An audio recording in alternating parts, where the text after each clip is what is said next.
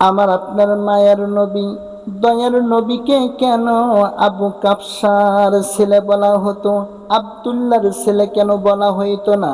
সম্মানিত ভাইরা, আবু কাফসা নামের একজন লোক ছিল। এই আবু কাফসা নামের এই লোকটি প্রতিমা পূজা করত না, প্রতিমা পূজার বিরোধী ছিল। তাই ইহুদি খ্রিস্টানরা মাঝে মাঝেই মাঝে মাঝেই আল্লাহর রাসূল সাল্লাল্লাহু আলাইহি ওয়াসাল্লামকে আবু কাফসার ছেলে বলে সম্বোধন করত। বলেন নাউজুবিল্লাহ। সম্মানিত ভাইরা, সম্মানিত মা বোনেরা, আমার আপনার রসূলের পিতার নাম হলো আব্দুল্লাহ, আবু কাফসা নয়, আবু কাফসা নয়।